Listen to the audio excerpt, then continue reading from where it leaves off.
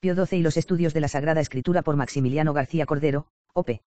No es exagerado decir que la personalidad del actual pontífice reinante ha contribuido al florecimiento de los estudios bíblicos de un modo muy descollante. Efectivamente, su personalidad y su posición frente a los problemas de la exégesis católica es paralela a la del otro gran pontífice León XIII, quien asentó las bases de una exégesis científica bíblica. Su memorable encíclica, Providentissimus Deus, ha sido saludada como la Carta Magna de los estudios escriturarios en nuestros tiempos. 50 años más tarde sus directrices fundamentales fueron recogidas y concretadas con mano maestra por S.S. Pío XII en orden a una mayor adaptación a las exigencias actuales de la ciencia bíblica.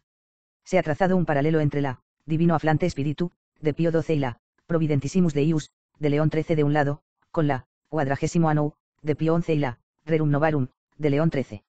En efecto, tanto la Quadragesimo Anno, como la Divino Afflante Spiritu, son una concreción y una explicitación de los dos magnos documentos, Rerum Novarum, y Providentissimus Deus. Las intuiciones doctrinales de León XIII encuentran en estas últimas dos encíclicas su amplia comprensión, y su plena aplicación a los problemas tal como se plantean medio siglo más tarde. Desde el punto de vista escriturario, la Divino Afflante Spiritu ha fijado con claridad las directrices a seguir en materia bíblica conforme a las exigencias de una exégesis católica que ha llegado a su madurez después de medio siglo de incorporación de los valores y métodos científicos a las líneas fundamentales doctrinales mantenidas siempre por la Iglesia. En este sentido, la encíclica representa un verdadero progreso y una amplia tendencia a la incorporación y asimilación de conocimientos que habían adquirido carta de naturaleza entre los especialistas. Las directrices de León VIII se mantienen sustancialmente, y sus geniales insinuaciones e intuiciones son confirmadas y explicitadas en los documentos pontificios aparecidos bajo S.S. Pío XII. Varios son los documentos pontificios en los que se expone el pensamiento de la Iglesia que vieron la luz bajo el pontífice reinante. Los dos principales son la encíclica, Divino Afflante Spiritu, y la Humani Generis. No obstante, no podemos pasar por alto otros documentos menos doctrinales que han tenido gran resonancia y trascendencia en el campo de la exégesis católica en estos últimos años. Nos referimos a la carta de la Pontificia Comisión Bíblica a los obispos de Italia exponiendo los peligros de una exégesis subjetivista nueva con pretensiones de espiritualista, en el 1941, y la otra carta del secretario de la Comisión Bíblica al cardenal Suard sobre la historicidad de los 11 primeros capítulos del Génesis, y sobre la formación del Pentateuco. Y sobre la exégesis espiritualista. La primera intervención de la Alta Curia Romana en materia bíblica bajo el pontífice actual fue con motivo de la aparición de un opúsculo anónimo enviado con el carácter de reservadísimo de conciencia a las altas jerarquías eclesiásticas de Italia, titulado Un gravísimo peligro para la Iglesia y para las almas. El sistema crítico científico en el estudio y en la interpretación de la Sagrada Escritura, sus derivaciones funestas y sus aberraciones. Este panfleto sin base alguna científica era una reincidencia en las doctrinas expuestas por el mismo autor condenadas por decreto del Santo Oficio en el 20 de noviembre de 1940, incluyéndole en el índice de libros prohibidos mientras se corrigiera, en una obra voluminosa de 13 volúmenes titulada La Sacra Escritura. Psicologia, Commento, Meditazione, firmada con el seudónimo de Deinco en él, correspondiente al del sacerdote napolitano Dolindo Ruotulo. En esta obra se daba preponderancia al elemento subjetivo en el estudio de la Biblia. Lejos de buscar el sentido objetivo según las reglas normales de hermenéutica científica, el lector de la Biblia debía pretender entender la Biblia según las propias intuiciones en contacto íntimo con el Espíritu Santo, es decir, una exégesis muy similar a la propugnada por los protestantes de la primera hora. Las grandes revistas exegéticas católicas como Review Biblique y Biblica no dieron beligerancia a tales desvaríos, ya que carecían de toda base de discusión científica. Estas ideas retoñaron un año más tarde en el panfleto secreto enviado a las altas jerarquías eclesiásticas italianas. La Pontificia Comisión Bíblica se creyó obligada a prevenir contra esta exégesis pseudoespiritualista expuesta en un estilo virulento e irreverente para los estudiosos de la Sagrada Escritura, ya que no se les reconocía ningún valor. Toda la obra de estos era para el autor anónimo napolitano una mera exposición de diletantismo y petulancia. He aquí cómo expone las doctrinas del anónimo autor la carta de la Pontificia Comisión Bíblica. El opúsculo quiere ser una defensa de una cierta exégesis llamada de meditación, mas sobre todo es una virulenta acusación contra el estudio científico de las Sagradas Escrituras, examen filológico, histórico, arqueológico, etc. de la Biblia no son otra cosa que racionalismo, naturalismo, modernismo, escepticismo, ateísmo, etc. Para entender bien la Biblia se precisa dejar libre curso al Espíritu. Como si cada uno estuviese en comunión personal con la sabiduría divina y recibiese del Espíritu Santo especiales luces individuales, como pretendieron los primitivos protestantes. Por eso el anónimo ataca con extremada violencia personas e institutos científicos pontificios, denigra el espíritu de los estudios bíblicos científicos, espíritu maldito de orgullo, de presunción, de superficialidad, paliada con investigación ceñuda e hipócrita escrupulosidad de la letra, p. 40, desprecia la erudición, el estudio de las lenguas orientales y de las otras ciencias auxiliares, y se desliza en graves errores acerca de los principios fundamentales de la hermenéutica católica. Conformes con la noción teológica de la inspiración bíblica, desconociendo la doctrina de los sentidos de las Sagradas Escrituras, y tratando con suma ligereza el sentido literal y su cuidadosa investigación, por último como si ignorase la historia de los textos originales y de las versiones antiguas. Así como la naturaleza y la importancia de la crítica textual, propugna una falsa teoría sobre la autenticidad de la Vulgata, grados. En la carta de la Comisión Bíblica se exponen los puntos de vista de la Iglesia en estas cuestiones concretas. 1. Sobre el sentido literal, si bien es verdad que hay en la S. Sentidos espirituales o típicos, no obstante estos no se dan en todos los textos de la Biblia como pretendía la exégesis alejandrina. El sentido típico debe fundarse en el literal, y probarse por el uso hecho por Jesucristo, los apóstoles o los escritores inspirados, ya por el uso tradicional de los santos padres y de la Iglesia. El sentido, aunque admisible moderadamente con el fin de edificación en homilías u obras ascéticas, no es sentido interno de la Biblia, y se prueba la primacía del sentido literal con textos de León XIII y Benedicto XV, juntamente con otros de San Agustín y de Santo Tomás. 2. Sobre el uso de la Vulgata, el decreto del Tridentino sobre el valor de la Vulgata no atentaba contra la autoridad de las versiones antiguas, especialmente la de los LXX, y menos contra la autoridad de los textos originales. Es más, el Concilio Tridentino resistió a una parte de los padres que querían el uso exclusivo de la Vulgata como la sola autorizada. Por otra parte, el concilio era el primero en reconocer la necesidad de corregir la Vulgata, los mismos pontífices, Sisto V, encomendaron la corrección de los LXX.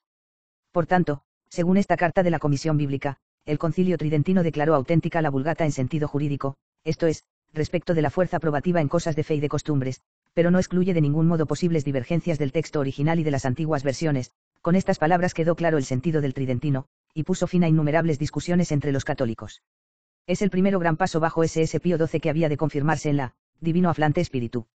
Se confirmaba además la doctrina de León Siti en la Providentissimus Deius, sobre el sentido literal, y se valoraba debidamente de modo oficial el sentido del Concilio Tridentino. En realidad esta declaración de la Comisión Bíblica no fue sino la consagración de un estado de opinión común entre los estudiosos de la SE desde hacía varias décadas. 3. Crítica textual. Se recogen las palabras de León XIII sobre la utilidad del arte crítico, para captar plenamente la sentencia de los hagiógrafos. Y después se citan varios ejemplos de la acogida que en la historia se ha dado prácticamente a dicho arte crítico, así como en el caso clásico del Kaama Joanneum, el cual, gracias a los esfuerzos de la investigación crítica fue declarado no genuino. Precisamente la labor paciente de los exégetas católicos en materia crítica, para fijar el texto, es la mejor prueba de la veneración que sienten por dicho sagrado texto.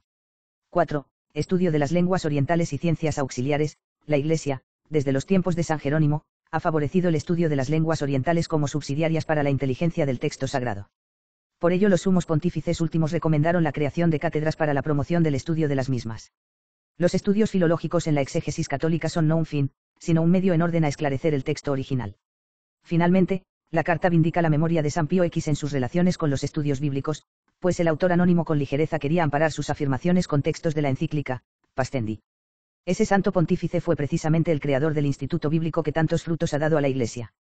Tales son los puntos principales expuestos en este importante documento que son un avance de las directrices que poco después había de exponer personalmente el pontífice en su memorable encíclica sobre los estudios bíblicos que vamos a estudiar detenidamente, ya que nos dará una idea de la aportación de Pío XII al progreso de los estudios bíblicos. Antes vamos, por seguir el orden cronológico, a hacer mención de otro documento pontificio que ha tenido gran importancia, ya que supone la consagración de un estado de ánimo muy generalizado en la Iglesia. 2. Las versiones de la Escritura en lengua vulgar. El decreto del Tridentino sobre el valor de la Vulgata había creado cierta prevención entre no pocos católicos contra las versiones directas del texto original. Esa es la razón de que se multiplicaran las versiones en lengua vulgar a base del texto latino recibido. Pero puesto que León XIII había ya admitido la licitud y aún recomendaba a los estudiosos de la Biblia a acudir al original, no parece que haya razón de que se prive al fiel católico del fruto de una buena traducción del texto original en lengua vulgar. Conforme al espíritu de esa recomendación de León XIII, la Pontificia Comisión Bíblica da un decreto por el que se permite el uso de dichas versiones por los fieles con tal de que estén editadas con licencia de la competente autoridad eclesiástica. Si bien cuando se trate de leer en los oficios litúrgicos al pueblo en lengua vulgar lo que antes el sacerdote leyó según la Vulgata, la versión ha de ser sobre esta, aunque con la posibilidad de hacer las correspondientes aclaraciones recurriendo al texto original. 3. Encíclica, Divino Afflante Spiritu. La finalidad de este importantísimo documento eclesiástico es hacer un recuento del estado de los estudios bíblicos en el campo católico con ocasión del cincuentenario de la aparición de la llamada Carta Magna, de la exégesis católica, es decir, la encíclica Providentissimus Deius, de León XIII, planteando y analizando la situación y los frutos de medio siglo de trabajo en la investigación bíblica a la luz de las directrices de dicha encíclica. Además puede consignarse como ocasión inmediata la aparición de esa exégesis subjetivista de que hemos hablado antes. En realidad la aparición de la Divino Afflante Spiritu fue como el reconocimiento expreso y oficial del esfuerzo de los exégetas católicos que habían trabajado con constancia sobrehumana en un ambiente de incomprensión y aún de hostilidad dentro de la misma Iglesia. Con la aparición de esta encíclica la exégesis católica se puede decir que salió de una especie de complejo de timidez, recobrando su conciencia de estado de plena madurez intelectual reconocida oficialmente. Con ello se ha logrado una impresión de saludable bienestar en la investigación bíblica católica, y por otra parte un aire de optimismo y de sano progresismo ha hecho crear una nueva atmósfera de comprensión y de colaboración de parte de sectores eclesiásticos que antes miraban con recelo los avances de una exégesis científica progresista, es que ya quedaban muy lejos los tiempos del modernismo con sus audacias y diletantismos, y un clima de investigación objetiva había sustituido al mero prurito de novedad. Por otra parte, el esfuerzo de los investigadores católicos había colmado las esperanzas del pontífice León XIII, y era preciso reconocer esta obra gigantesca llevada a cabo por un grupo selecto de especialistas. El estado de la exégesis católica 50 años después de la aparición de la Providentissimus Deus, difería por su madurez y vigor de aquellos primeros tanteos de investigación científica emprendidos a fines del pasado siglo por Vigouroux, y encauzados de modo fecundo y trascendental por el patriarca de los estudios bíblicos modernos, el P. Lagrange. Precisamente este carácter de amplitud y de incitación al progreso que se respira en la Divino Aflante Espíritu, son el mejor reconocimiento de ese estado de madurez y vigor de la actual exégesis católica, y esta es la razón de que dicha encíclica no tenga un carácter defensivo, negativo, de limitación y prevención, sino más bien de incitación positiva hacia nuevos horizontes y nuevas conquistas dentro del marco de los principios inmutables expuestos magistralmente por León XIII. 50 años de experiencia en la investigación bíblica habían probado que era muy factible la incorporación de los datos positivos de las ciencias históricas modernas al complejo sustancial de la tradición católica. Los nuevos hallazgos de la arqueología y de la historia no habían hecho sino confirmar por un lado la historicidad de la Biblia y por otro la trascendencia del mensaje sobrenatural a la humanidad transmitido en todas sus páginas. A fines del siglo pasado, en los años del pontificado de León XIII, la crisis del Instituto Católico de París, reflejada en las enseñanzas de Alfredo Lois, reticentes e insinuantes, hizo crear un clima de inquietud entre los intelectuales católicos. Los principios fundamentales tradicionales estaban en juego tras de aquella orientación un tanto escéptica y demasiado transigente con principios racionalistas incompatibles con la verdad católica. Por otra parte, los nuevos datos de la arqueología y de las ciencias filológico-históricas obligaban a revisar muchas posiciones tradicionales, o mejor rutinarias, respecto de multitud de problemas concretos, cuya solución no podía permanecer en la línea hasta entonces admitida. Es decir, que de un lado estaban en juego principios fundamentales que había que mantener a toda costa, y de otro era preciso aceptar nuevos horizontes como consecuencia de nuevos enfoques de las cuestiones bíblicas hasta entonces desconocidos.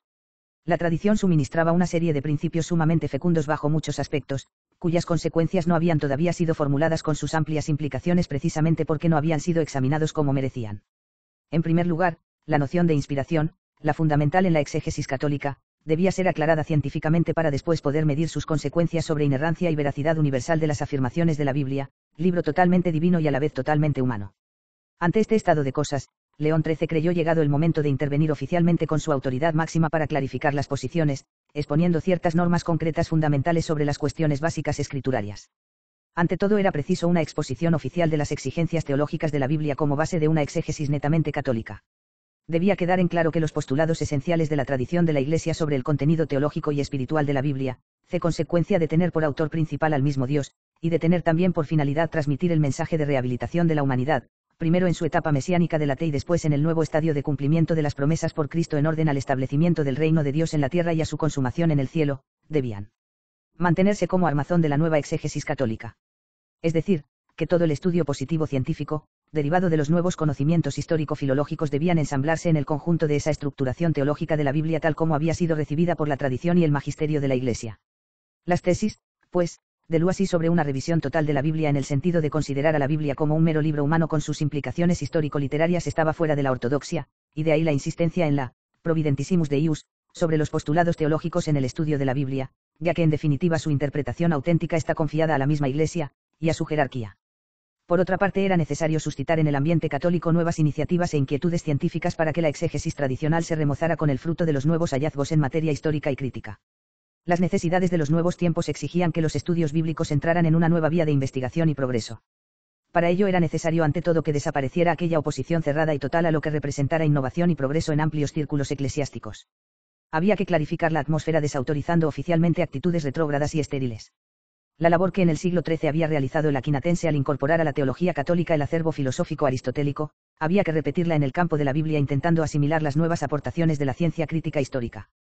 Y la providencia había de suscitar también a fines del siglo pasado a una inteligencia excepcional, que realizara en el campo de la exégesis católica una labor paralela a la realizada por Santo Tomás en la teología escolástica. La personalidad del Pelagrange quedará vinculada como primerísima figura a este despertar científico crítico de la exégesis católica moderna. La Escuela Bíblica de San Esteban de Jerusalén, y la publicación, Review Biblique, fundadas por él, iban a dejar una huella profunda e indeleble en esta renovación científica de los estudios bíblicos. Su obra fue alentada desde el primer momento por la otra gran figura excepcional, el pontífice León XIII, el gran promotor en la esfera oficial de esta nueva etapa de investigación bíblica. Con su oportuna intervención y su autorizada voz vino a canalizar los esfuerzos titánicos de un grupo selecto de investigadores que iban a hacer frente al racionalismo bíblico con sus mismas armas, y por otra parte a crear un clima de inquietud científica en el seno de la misma Iglesia, que iba a dar frutos ubérrimos de doctrina y de ciencia. La aparición de la Divino Aflante Espíritu es el reconocimiento oficial de estos esfuerzos y de los frutos conseguidos durante 50 años de trabajo arduo. Al mismo tiempo representa, como hemos indicado antes, el reconocimiento del estado de madurez y de mayoría de edad de la investigación bíblica católica. Y desde hacía mucho tiempo los exégetas católicos estaban suspirando por un nuevo documento oficial pontificio que enjuiciase con plena autoridad la labor exegética desarrollada durante medio siglo. Durante 50 años decenas de excelentes biblistas habían consagrado sus vidas a reavivar y revitalizar los estudios de Sagrada Escritura conforme a las exigencias de la ciencia y de la crítica histórica, secundando las fecundas iniciativas y aspiraciones de León XIII. Se habían esclarecido muchos problemas, pero quedaban otros que requerían nuevas directrices que completaran y concretaran las de la Providentissimus Deus. Por eso la aparición de la Divino Aflante Espíritu fue acogida con general satisfacción por los investigadores de las ciencias bíblicas. En primer lugar por lo que suponía de reconocimiento de la obra gigantesca realizada y en segundo lugar por los nuevos horizontes que ofrecía, y sobre todo por el sano optimismo y santa libertad que la encíclica propugnaba. El documento es trascendental bajo ambos aspectos y vamos a estudiarlo detenidamente, ya que su exposición nos proporcionará los medios para valorar debidamente la contribución del actual pontífice al progreso de los estudios bíblicos. 1. Parte histórica introductoria. En esta sección de tipo histórico e introductorio el Papa ratifica las enseñanzas de León XIII sobre el carácter inspirado de todas las partes de la Escritura sin excepción, incluso las obite dictas. El Santo Padre cita en esta parte constantemente la Providentissimus Deus, exponiendo sus líneas principales sobre la inspiración e inerrancia de los libros sagrados, pero es interesante hacer constar que cuando Pío XI recoge el pensamiento de León XIII procura entenderlo en un sentido progresivo y abierto, ampliando siempre la libertad de investigación para el exégeta católico, siempre que no se comprometan los postulados teológicos de la Biblia como libro inspirado. Recoge las palabras de la Providentissimus Deus, tocante a estos principios fundamentales, pero también conforme a esta encíclica da directrices amplias al estudiar los problemas de la relación entre la Biblia y la ciencia. Con León XIII afirma que el hecho de que el hagiógrafo se acomode a las apariencias en la exposición de fenómenos físicos no compromete de ningún modo la veracidad de la Sagrada Escritura. Porque los autores sagrados, o mejor dicho, son palabras de San Agustín, el Espíritu de Dios que por ellos hablaba, no quiso enseñar a los hombres estas cosas, a saber, la íntima constitución de las cosas visibles, que de nada habían de servir para su salvación. Respecto a la historia, Pío XII recoge la célebre frase tan discutida de la Providentissimus Deus, quod quidem ad cognatas disciplinas, ad historiam praesertim, jubavit transferri, limitándose a copiar a continuación la interpretación auténtica jurídica dada por Benedicto XV a dichas palabras. La ambigua frase de León XIII había suscitado una tempestad de opiniones contradictorias. De ella creyeron algunos exégetas católicos poder deducir un relativismo histórico en la Biblia muy comprometedor si se aplicaba como tesis general. En el contexto de la encíclica la frase del pontífice parece paralela a la afirmación sobre la veracidad en las cuestiones puramente científicas. Es que se podía dar a los problemas históricos de la Sagrada Escritura una solución paralela a la expuesta para las afirmaciones sobre los fenómenos físicos. Así parece entenderlo el P. Brucker y el P. Lagrange en sus célebres conferencias sobre la méthode historique, en Toulouse. Ya San Jerónimo parecía afirmar que los hagiógrafos hablaban según la apariencia, o información de la época, no según la verdad histórica. Consuetudinis scripturarum est, ut opinionem multorum signa ret historicus, cumodo eo tempore ave omnibus credebatur, et multa in scripturi sacris dicuntur justa opinionem milius temporis, quo gesta referuntur, et non justa ud rei veratas continebat. Este principio exagerado llevaba a un relativismo histórico que podía comprometer la verdad histórica bíblica en hechos fundamentales para el dogma y la moral. Por lo que más tarde afirmará el pontífice sobre los géneros literarios, se dirá implícitamente que hay muchos grados de historicidad, que depende del modo de escribir de los antiguos orientales. Es preciso atender al contexto histórico de cada libro para evaluar después sus afirmaciones desde el punto de vista histórico. Por ahora, Pío XII, sobre la frase discutida de León XIII se contenta con repetir, como decíamos antes, las palabras de Benedicto XV, que tendían a cortar el abuso de las palabras de la Providentissimus Deus. Nimirum aut dissimili ratione adversariorum fallacias refeyendo et historicam sacrae scripturae fidem habeorum impugnationibus tuendo. Indudablemente que en la mente del pontífice Pío XII el problema de la historia no se presenta en la Biblia del mismo modo que el referente a las enseñanzas meramente científicas, nulli saluti pro futura, ya que en la historia bíblica hay hechos fundamentales como antes apuntábamos, que son base de principios dogmáticos a veces, y que afectan de un modo esencial a la salvación del hombre, como es el hecho de la encarnación del Verbo, la crucifixión y resurrección, etc. Al hablar de los géneros literarios, el pontífice esclarecerá su opinión sobre el problema cuando afirma que los antiguos orientales tenían una noción de la historia un tanto diferente de nuestro sentido crítico histórico actual. De ahí que no podamos aplicar nuestras categorías literarias de modo a priorístico a los diversos fragmentos históricos que aparecen en la Biblia. Es preciso estudiar cada fragmento en cada caso para valorar la intención formal del autor sagrado al relatar la historia. A continuación, siguiendo a León XIII, niega que pueda imputarse al autor sagrado el error en la transcripción de los códices, ya que no es posible error en el hagiógrafo, por el hecho de que el autor principal de la Biblia es Dios, la suprema verdad. El Santo Padre insiste después en el carácter constructivo de las iniciativas y directrices de su antecesor León XIII, ya que ni su encíclica ni sus intervenciones en materia bíblica reflejan tanto una preocupación defensiva ante el error cuanto un positivo esfuerzo por dirigir, alentar y encauzar la investigación exegética de la que espera tan copiosos frutos. Pío XII rinde, además, un homenaje de gratitud a la Escuela Bíblica de Jerusalén, alentada y protegida en otro tiempo por el mismo León XIII. Qua proptera eidem pontifex, utiam pridem cholam studiis bibliorum sacrorum colendis Hierosolimae ad Sancti Stefani, cura quidem magistri generali sacri praedicatorum ordinis conditam, lauda verat et comprobaverat, exua, ut ipse metait, ipsa res biblica non levis capit incrementa mayora que expectat. Con estas palabras S.S. Pío XII se hila al paso de los que desconfiaban de las tendencias científicas de dicha Escuela Bíblica de Jerusalén, haciendo al mismo tiempo justicia a la meritísima labor de aquel selecto grupo de biblistas formadores de muchas generaciones de cultivadores de la Sagrada Escritura que tan alta habían puesto la ciencia bíblica católica. A continuación el pontífice recuerda la creación de la Pontificia Comisión Bíblica con su doble misión de vigilar la ortodoxia reprimiendo las audacias y novedades temerarias, y de encauzar y fomentar la interpretación según los principios fundamentales teológicos recibidos de la tradición eclesiástica. Se ha hecho notar con agudeza que Pío XII, al hacer recuento de los documentos pontificios en materia bíblica, se fija más bien en aquellos que reflejan un impulso positivo a favor de la investigación bíblica y de su difusión. Así, al mencionar los diversos documentos pontificios, pasa por alto los referentes a la lucha antimodernista, reflejada en la encíclica Pascendi, y el decreto Lamentabili. Recuerda, en cambio, la creación de los grados académicos bíblicos, la creación del Instituto Bíblico de Roma y la organización de los estudios bíblicos en los seminarios. Hace también mención del motu proprio de Pío XI exigiendo grados académicos en Sagrada Escritura para enseñar en los centros eclesiásticos. Por fin, termina mencionando la encíclica Spiritas Paraclitus de Benedicto XV, por lo que supone de cálida exhortación a nutrirse del alimento espiritual de la palabra divina contenida en las Sagradas Escrituras. Finalmente, con marcado optimismo, termina esta primera parte de la encíclica, congratulándose por el estado de madurez al que han llegado los estudios bíblicos en la hora actual, después de medio siglo de investigación científica moderna. Gracias al impulso de León XIII, la Iglesia cuenta actualmente con un plantel de investigadores bíblicos preparados capaces de formar nuevas generaciones de exégetas según las exigencias de los nuevos tiempos. Prueba de este estado de madurez y plenitud de los estudios bíblicos son las numerosas asambleas y semanas de estudio organizadas periódicamente para aunar los esfuerzos en la investigación escrituraria. 2. Parte doctrinal. Estado actual de los estudios bíblicos.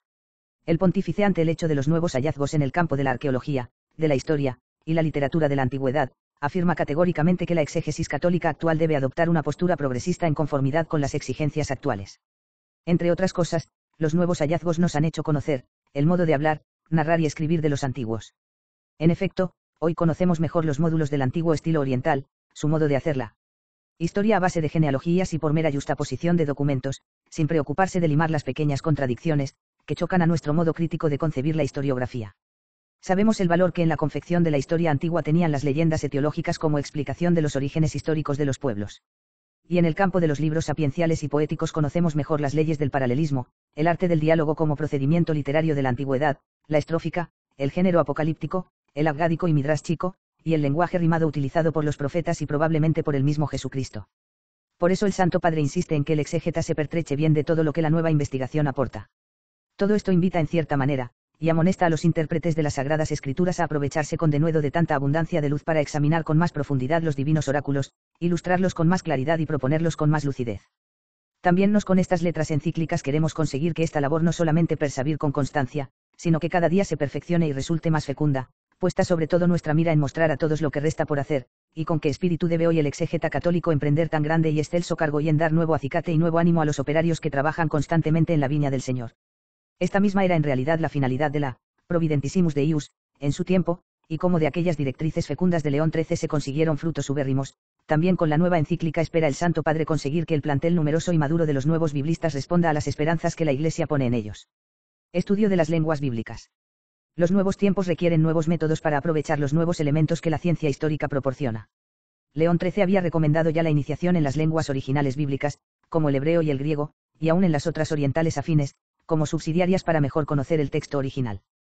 Pío XII destaca esto de un modo más neto, y pone de relieve la importancia esencial que para el exégeta católico tiene la formación seria filológica oriental. El Santo Padre se complace en mostrar que ya entre los padres existió esta preocupación por conocer el texto bíblico original en la medida que les era entonces posible, pero hoy, dadas las facilidades que hay para aprender dichas lenguas, no puede excusarse el intérprete católico de no conocerlas. Es tanta, además, la abundancia de medios para aprender estas lenguas, que el intérprete de la Biblia, que descuidándolas, se cierre la puerta para los textos originales, no puede en modo alguno evitar la nota de ligereza y de desidia. Porque al exégeta pertenece andar como a la caza, con sumo cuidado y veneración, aun de las cosas más mínimas, que bajo la inspiración del Divino Espíritu, brotaron de la pluma de agiógrafo, a fin de penetrar su mente con más profundidad y plenitud, conviene que se explique aquel mismo texto original que escrito por el sagrado autor tiene mayor autoridad y mayor peso que cualquier versión por buena que sea, ya antigua ya moderna. Estas palabras suponen indudablemente un gran avance sobre los documentos eclesiásticos anteriores, ya que se antepone netamente el texto original a cualquier versión, aun la Vulgata, que es considerada como la versión oficial de la Iglesia latina.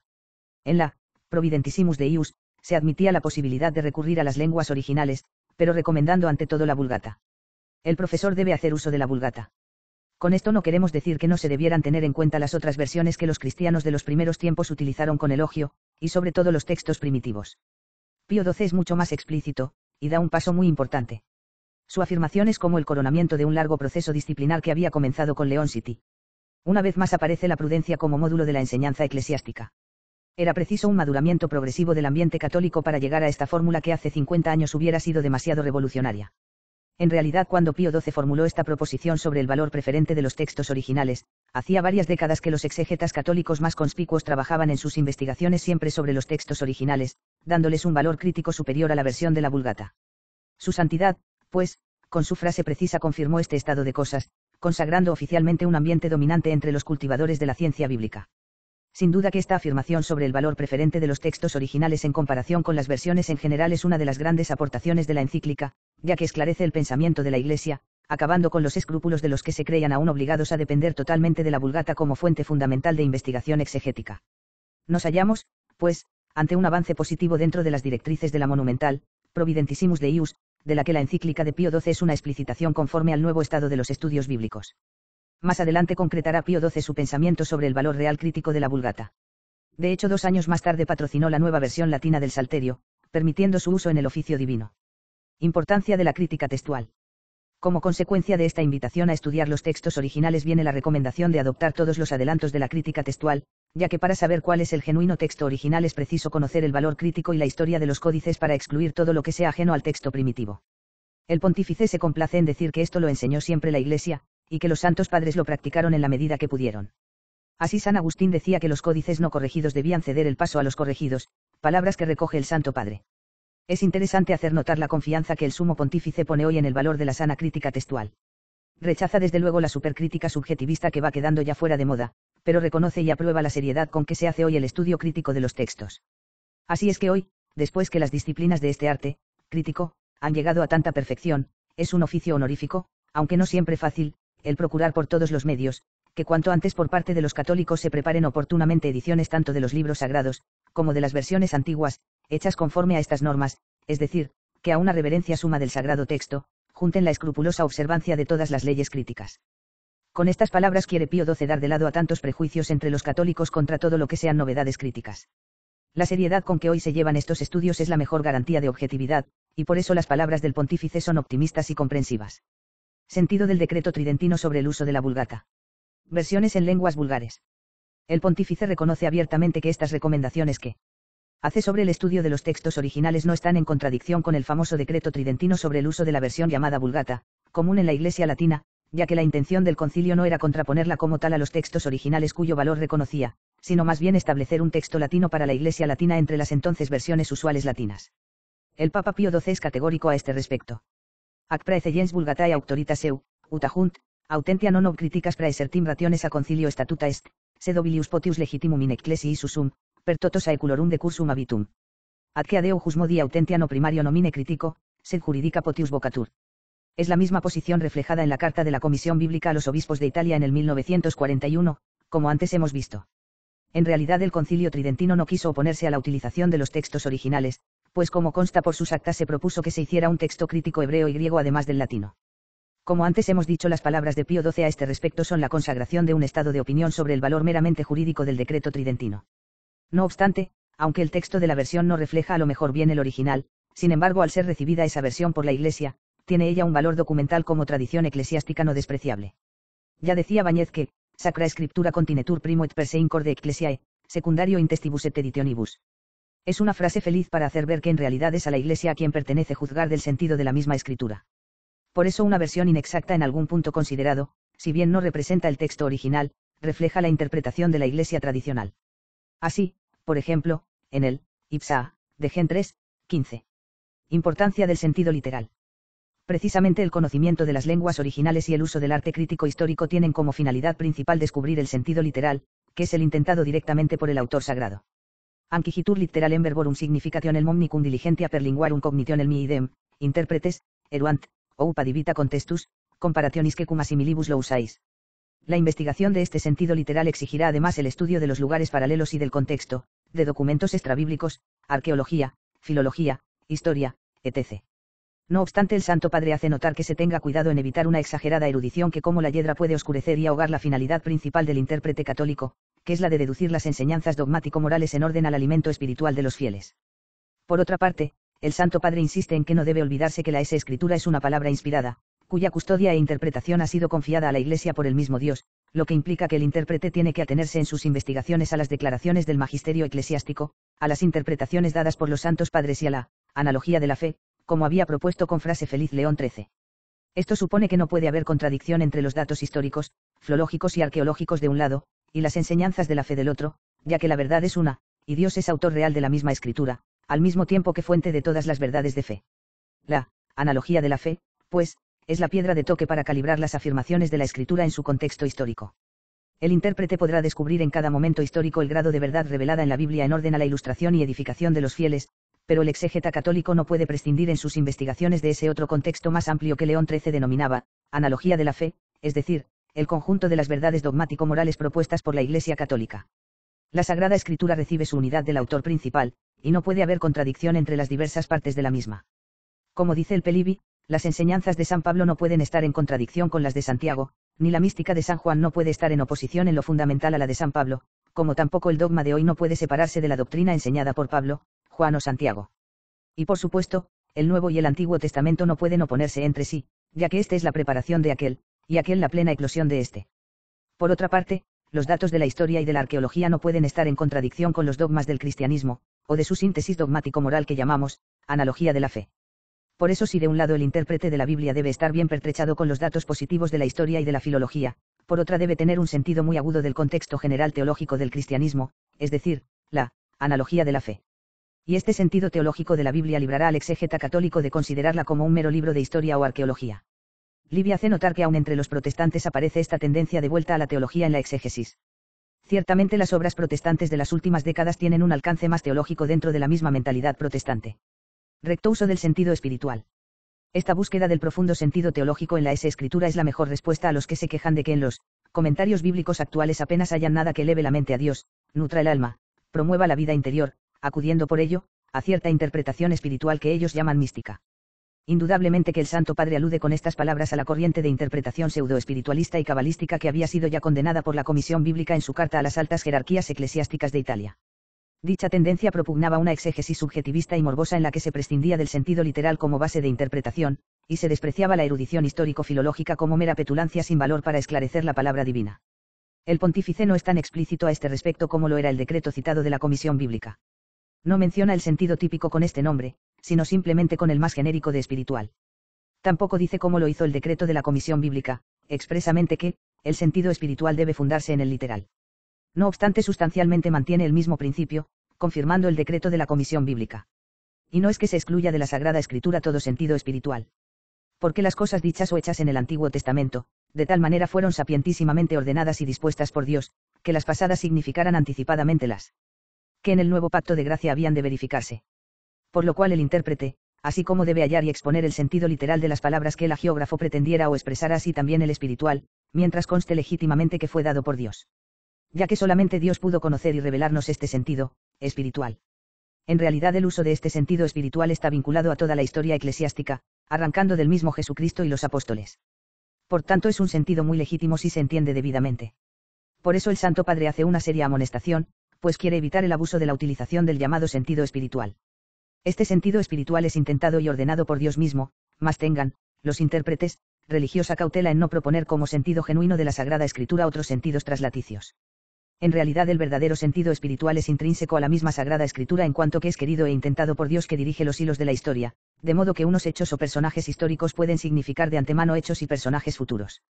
Pero esto exige mucha precaución de parte del intérprete, ya que sería cabalístico creer que todos los hechos de la Escritura tienen un sentido espiritual o supraintención divina en relación con determinados hechos futuros.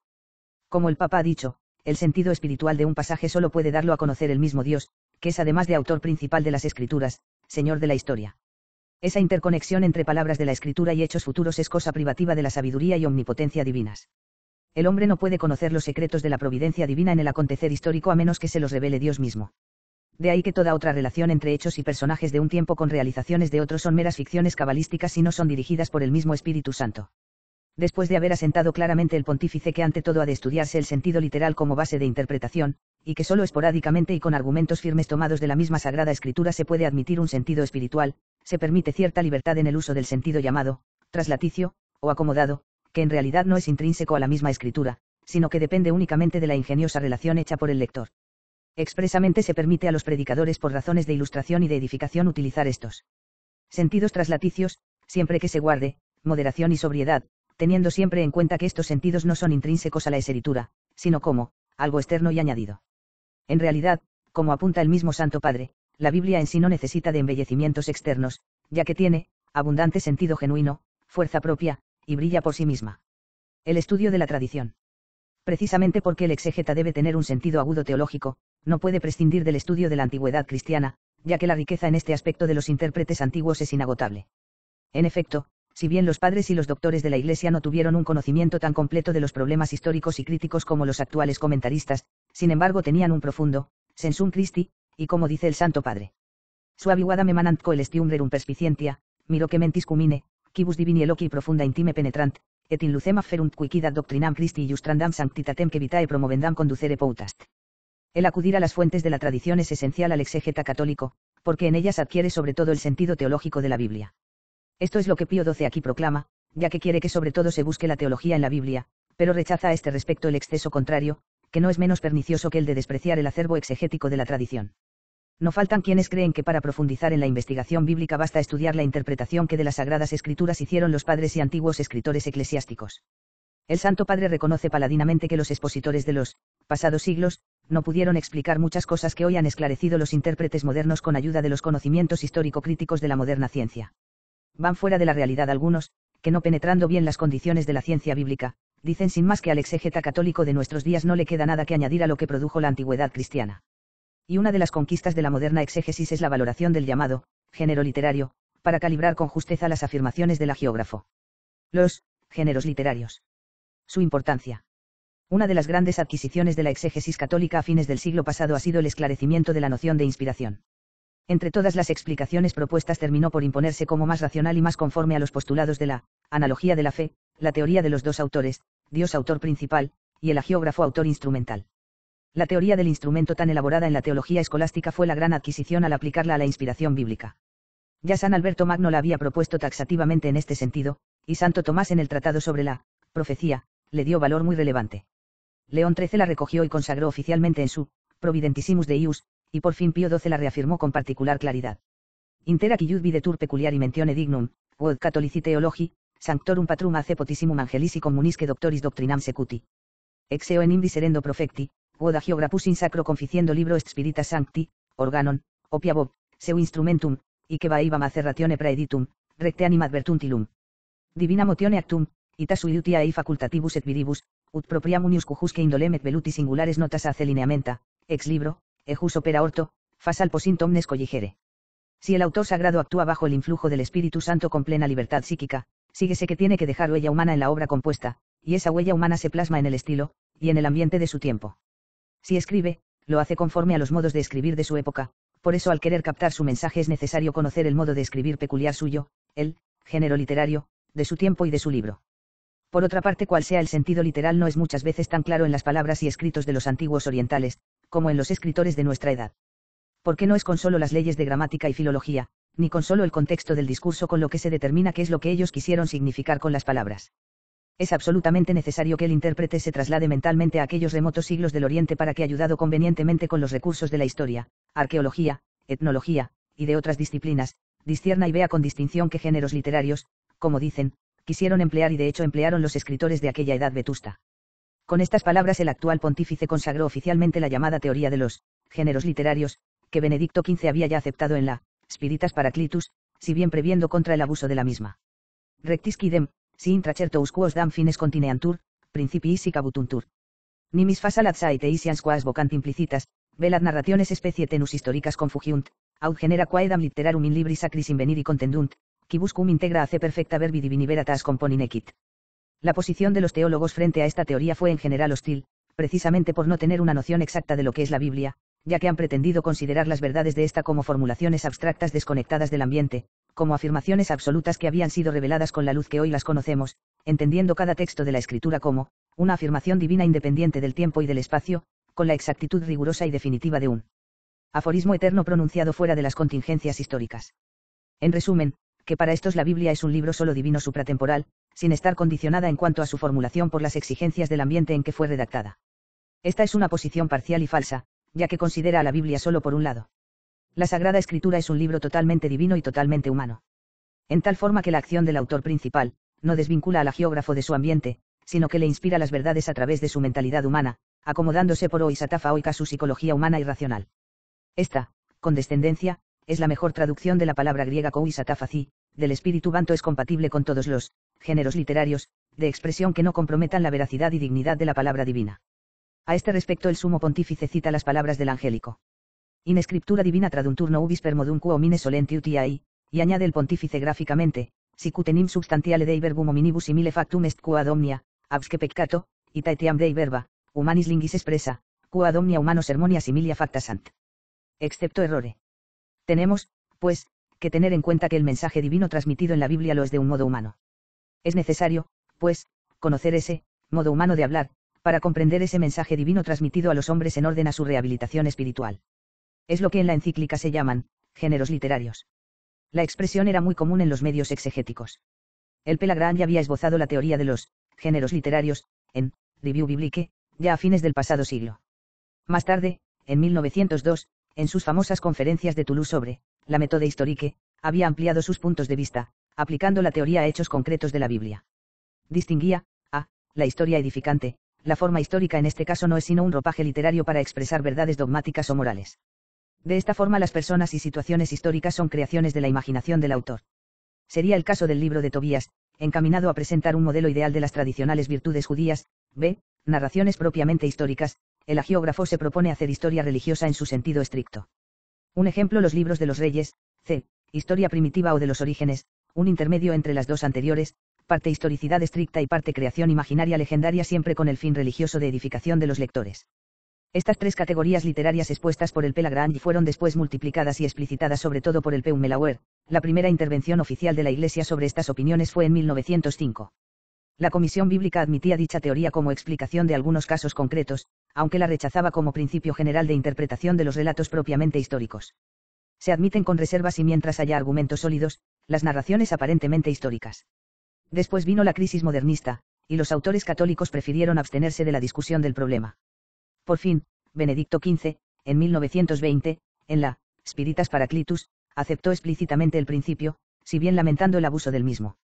Pío XII creó llegado el momento de hablar más explícitamente de la cuestión. Ya no existe la fiebre modernista, y por otra parte en la exégesis católica domina un clima de confianza, como fruto de la maduración de muchos problemas antes discutidos. Por eso, en la Divino Afflante Spiritu, acepta paladinamente la teoría de los géneros literarios, con todas sus consecuencias como medio de resolver muchas objeciones contra la verdad y valor histórico de las divinas letras. Livy nota a este propósito: a 40 años de distancia esta frase parece ser eco de lo que escribía el Pelagrange en el libro ya citado, p. 94, la fórmula de los géneros literarios me parece la más propia para resolver las dificultades surgidas contra la veracidad de la Biblia. Es más, el Santo Padre emplea para hablar de ciertos géneros literarios históricos de la antigüedad hebraica, la palabra aproximaciones, que había utilizado el mismo Pelagrange. Con estas afirmaciones pontificias no se pretende dar carta blanca al exégeta para cercenar a su antojo las narraciones históricas, ya que pone una cortapisa fundamental, a condición de que el lenguaje empleado no repugne a la santidad de Dios ni a su verdad. Con tales palabras cierra el paso a todo abuso de la teoría considerando la Biblia como un libro puramente humano, con sus consecuencias de posibilidad de error.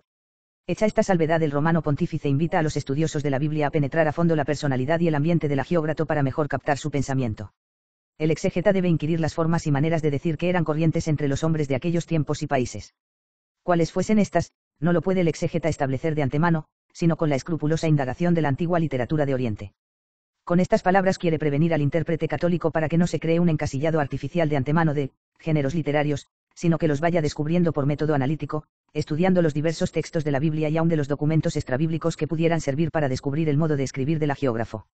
Y el Santo Padre se complace en constatar que la aplicación de esta teoría de los géneros literarios ha servido para revalorizar la historia israelita, al hacer ver que el pueblo israelítico descolló singularmente entre las demás naciones orientales en escribir bien la historia. A continuación enumera a título de ejemplo diversos modos de decir o géneros literarios, ciertos idiotismos de las lenguas semíticas, aproximaciones, ciertos modos de hablar hiperbólicos y, hasta, paradojas. Para imprimir las cosas en la mente con más firmeza. Y sobre todo recomienda que se estudie la época y la personalidad psicológica del autor sagrado.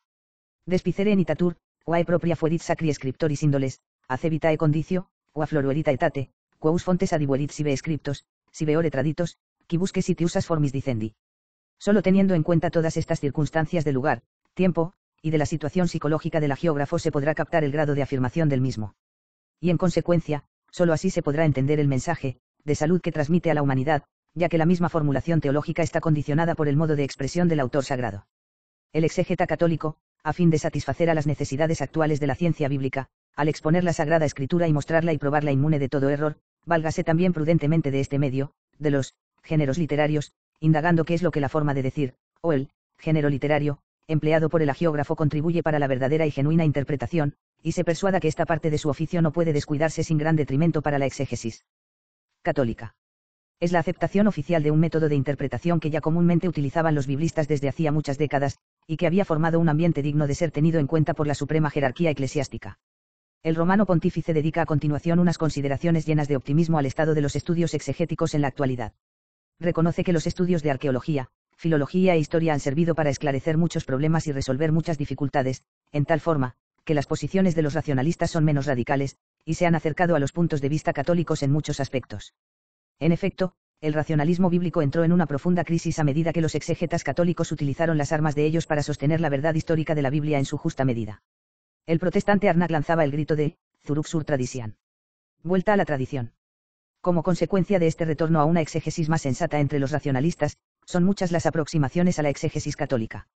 El Santo Padre, sin embargo, reconoce paladinamente que no todas las dificultades están ya resueltas, pero espera que algún día se vayan resolviendo como ha ocurrido con otras que hace medio siglo parecían no tener solución. Y como dice el romano pontífice, en estas mismas dificultades debemos ver la mano de la providencia para que reconozcamos nuestras limitaciones intelectuales.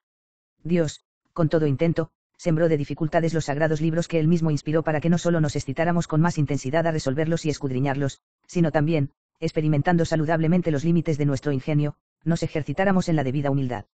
Pero al mismo tiempo invita a los intérpretes católicos a que aborden esforzadamente sin pusilanimidad la investigación de estos problemas aún no resueltos, no tanto en plan defensivo, como refutación de las posiciones contrarias, cuanto por hacer ver de un lado la verdad de la Iglesia, y de otro satisfacer a las exigencias de las disciplinas profanas.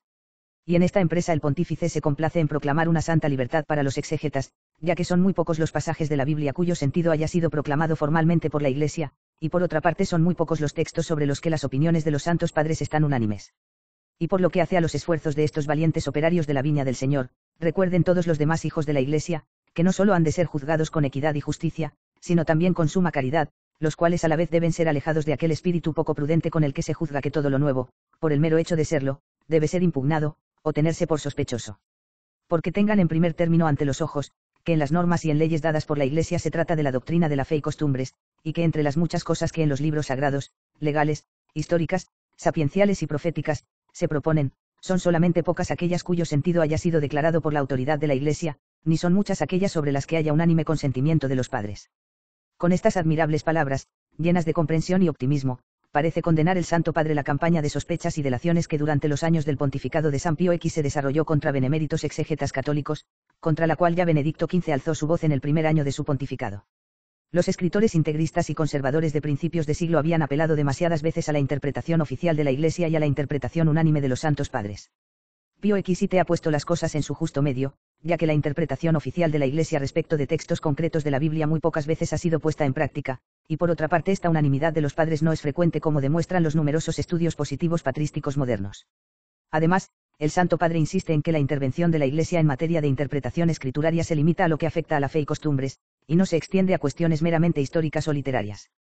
Por fin, termina el Papa su memorable encíclica, exhortando a los sacerdotes y predicadores a un uso recto y asiduo de la Sagrada Escritura en sus sermones y homilías, al mismo tiempo que recomienda una formación escrituraria sólida en los centros eclesiásticos. Tal es la síntesis doctrinal de este documento excepcional sobre la Sagrada Escritura, digna coronación de la encíclica monumental de León XIII, Providentissimus Deus, de la que es una autorizada y luminosa explicitación. Características de la encíclica. Los comentaristas de este memorable documento eclesiástico convienen en varias características fundamentales del mismo: a. Carácter positivo y constructivo. Más que prevenir contra positivos y concretos peligros, ofrece directivas claras al exégeta católico para que prosiga su labor desarrollada en la línea de la Providentissimus Deus.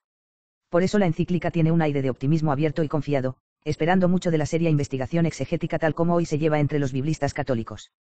La experiencia de 50 años de trabajo muestra que la Iglesia cuenta en la actualidad con un equipo numeroso y selecto, preparado para abordar de nuevo con seguridad y garantías de éxito los nuevos problemas que aún están pendientes de solución, y los que vayan surgiendo según los nuevos conocimientos de la ciencia. El sectarismo religioso se ha replegado a líneas más sensatas, lo que ha hecho posible el diálogo científico y constructivo sobre bases comunes histórico-críticas. No se nota nada en la encíclica que indique nerviosismo o temor a una adulteración de la verdad bíblica dentro del campo católico. Han pasado ya los años de diletantismo, y la seriedad en la investigación exegética es la mejor garantía de que se va en pos de la verdad sin prurito de novedades deslumbradoras como ocurría a fines del siglo pasado o en los tiempos de la encíclica Pascendi, b. Carácter progresista y abierto. En este sentido la Divino Afflante Spiritu es paralela a la Providentissimus Deus. La experiencia de medio siglo de investigación bíblica ha servido para confirmar las directrices de León XIII y colmar sus esperanzas optimistas. ¿Qué diferencia entre el estado de la exégesis católica a fines del pasado siglo y en la actualidad? Como antes decíamos, Pío XII reconoce alborozado este esfuerzo inmenso realizado por los biblistas católicos, y confirma por otra parte los puntos de vista de su antecesor León XII en lo doctrinal. Sus nuevas directivas son puntualizaciones de las directrices insinuantes de aquel gran pontífice que abrió nuevos cauces a la investigación científica bíblica. Muchos problemas que se habían esbozado en la Providentissimus Deus son puntualizados en la Divino Afflante Spiritu, entre ellos están el valor de la versión Vulgata, los límites del sentido espiritual, la importancia de los géneros literarios para valorar el sentido del texto, la necesidad de recurrir al texto original, etc. Por todo esto podemos afirmar que la encíclica de Pío XII es además de oportunísima, trascendental, porque ha devuelto la tranquilidad a muchos exégetas católicos, y ha clarificado el ambiente intelectual en el terreno escriturario. 4. La nueva versión del Salterio. En conformidad con las directrices en esta encíclica sobre el uso de los textos originales, preferibles a las versiones, incluso la Vulgata, el Santo Padre dio un paso concreto que en otros tiempos hubiera sido calificado de audaz en extremo, la orden al Instituto Bíblico de Roma de preparar una nueva versión latina del Salterio a base del original hebreo, que pudiera servir para la recitación del oficio divino en público y en privado. Hasta 1945, en que se dio el decreto de permisión de la nueva versión, el texto litúrgico oficial único era el de la Vulgata para la Iglesia Latina a partir de San Pío V, 1566 a 1572, y correspondía al llamado Salterio Galicano, de San Jerónimo. En realidad esta versión de la Anacoreta de Belén era una traducción no del original hebreo, sino de la versión griega común, la cual era muy deficiente, y en muchos pasajes ininteligible, y esta deficiencia se aumentaba en la Vulgata latina. Ya desde la época del Renacimiento se había sentido la necesidad de una versión más inteligible y correcta. Pío XII encargó a un grupo selecto de profesores del Instituto Bíblico de Roma este cometido, y el 24 de marzo de 1945 en su motu proprio, In Quotidianis Precibus, autorizaba dicha versión para el rezo del oficio divino en público y en privado. Por ello, algunos han llamado la nueva versión, Salterio Piano. En 1947 se extendió esta autorización para las demás oraciones litúrgicas que no son de la misa. V. Historicidad de los 11 primeros capítulos del Génesis. El problema de la historicidad de los primeros capítulos de la Biblia ha sido muy discutido en este siglo por los eruditos. Es decir, lo que narran estos capítulos sobre la creación de las cosas y del hombre han de entenderse como una narración estrictamente histórica o más bien como una narración, aparentemente histórica, en tal forma que bajo la apariencia de historia lo que en realidad se enseña es una síntesis catequética doctrinal expresada de modo dramatizado o parabólico. El decreto de la Comisión Bíblica de 1905 exigía para la admisión de las narraciones, aparentemente históricas, sólidos argumentos. En 1909, la misma Comisión Bíblica se ocupó en concreto del problema de la historicidad de los 3 primeros capítulos del Génesis, y enumeró una serie de proposiciones que debían mantenerse como enseñanzas formales de la Biblia en cuanto afectaban al dogma y moral católica. Pero el estudio de los géneros literarios, oficialmente reconocidos como sano método de interpretación en la Divino Aflante Spiritu, volvió a replantear el problema entre los biblistas. El cardenal Suard pidió en este sentido unas aclaraciones oficiales de parte de la Comisión Bíblica. La respuesta del secretario de dicha Comisión Bíblica está dentro de la línea de la Divino Aflante Spiritu, y a ella se refiere como fuente fundamental. Al plantear el problema de la autenticidad de los 11 primeros capítulos no se debe responder de un modo uniforme y categórico, considerándolos en bloque como históricos o no históricos, sino que hay que distinguir en cada narración el género literario empleado, y sobre todo, debe tenerse en cuenta que no podemos juzgarlos con nuestro concepto grecolatino de la historia. Por otra parte, la crítica histórica es una ciencia moderna, y no podemos por eso enjuiciar la historiografía de la antigüedad según módulos nuevos. Tales formas literarias, de los 11 primeros capítulos del Génesis, no responden a ninguna de nuestras categorías clásicas, y no se pueden juzgar a la luz de los géneros literarios grecolatinos o modernos. No se puede, pues, negar ni afirmar en bloque la historicidad de todos estos capítulos, aplicándoles irracionalmente las normas de un género literario bajo el cual no pueden clasificarse. Que estos capítulos no forman una historia en sentido clásico y moderno, podemos admitirlo. El primer oficio de la exégesis científica en este punto consiste ante todo, en el atento estudio de todos los problemas literarios, culturales y religiosos que tienen conexión con estos capítulos. Después sería preciso examinar con más detalle el procedimiento literario de los antiguos pueblos de Oriente, su psicología, su modo de expresarse, y la noción misma que ellos tenían de la verdad histórica. Con declarar a priori que estos relatos no contienen historia en el sentido moderno de la palabra, se dejaría fácilmente entender que en ningún modo la contienen, mientras que de hecho refieren en un lenguaje simple y figurado, acomodado a la inteligencia de una humanidad menos evolucionada, las verdades fundamentales presupuestas para la economía de la salvación, al mismo tiempo que la descripción popular de los orígenes del género humano y del pueblo elegido. Más tarde, el pontífice en la Humani Generis, se lamenta de que algunos hayan tomado pie de esta parte para negar totalmente la historicidad de estos capítulos. Tajantemente niega que pueda haber narraciones mitológicas en la Biblia, insistiendo en la manera peculiar que los antiguos tenían de concebir la historia, lo que el exégeta debe determinar con el estudio de los géneros literarios del Antiguo Oriente. Los 11 primeros capítulos del Génesis, aunque propiamente no concuerden con el método histórico usado por los eximios escritores grecolatinos y modernos, no obstante pertenecen al género histórico en un sentido verdadero, que los exégetas han de investigar y precisar, y que los mismos capítulos, con estilo sencillo y figurado, acomodado a la mente del pueblo poco culto, contienen las verdades principales y fundamentales en que se apoya nuestra propia salvación, y también una descripción popular del origen del género humano y del pueblo escogido. El pontífice, pues, invita con estas palabras a los exégetas a estudiar la historicidad especial de estos capítulos a la luz de los procedimientos literarios de la antigüedad, absteniéndose de afirmaciones a priorísticas y generalizadoras, que pudieran comprometer la verdad misma de la Biblia. En el decreto aludido de la Comisión Bíblica de 1909 sobre la historicidad de los 3 primeros capítulos del Génesis, al enumerar las proposiciones que han de ser admitidas por los intérpretes católicos, menciona expresamente una referente a la peculiar creación del hombre y la unidad del género humano. Recientemente se han resucitado las antiguas teorías del evolucionismo y del poligenismo, y el Santo Padre se creyó obligado a dar unas directrices a los católicos sobre esta cuestión, previniendo con ellas posibles desviaciones doctrinales entre los fieles. Ya en su discurso a la Academia Pontificia de Ciencias en el 30 de noviembre de 1941 tomó una clara posición ante el avance de las nuevas resucitadas teorías. Insistiendo sobre la espiritualidad del alma, aunque sin mencionar expresamente al evolucionismo, rechaza toda teoría que implique un transformismo materialista al modo de Haeckel, ya que en este supuesto el alma no es sino la última concreción de la materia en su más elevada manifestación. En cuanto a la formación del cuerpo, hace resaltar el hecho de que no hay nada claro, y por tanto, solo queda dejar al futuro la respuesta a las cuestiones de si un día la ciencia iluminada y guiada por la revelación podrá dar resultados seguros y definitivos sobre argumento tan importante. En la memorable encíclica, Humani Generis, vuelve el romano pontífice a ocuparse de las teorías del evolucionismo y del poligenismo, ya que en ciertos círculos católicos habían sido admitidas con demasiada ligereza y temeridad. El Santo Padre distingue con claridad la posible actitud del católico ante ambos problemas, ya que puede darse un evolucionismo, no necesariamente poligenista. Respecto del evolucionismo, el sabio católico está en libertad siempre que se admita la espiritualidad del alma, es decir, la creación inmediata del alma humana por Dios.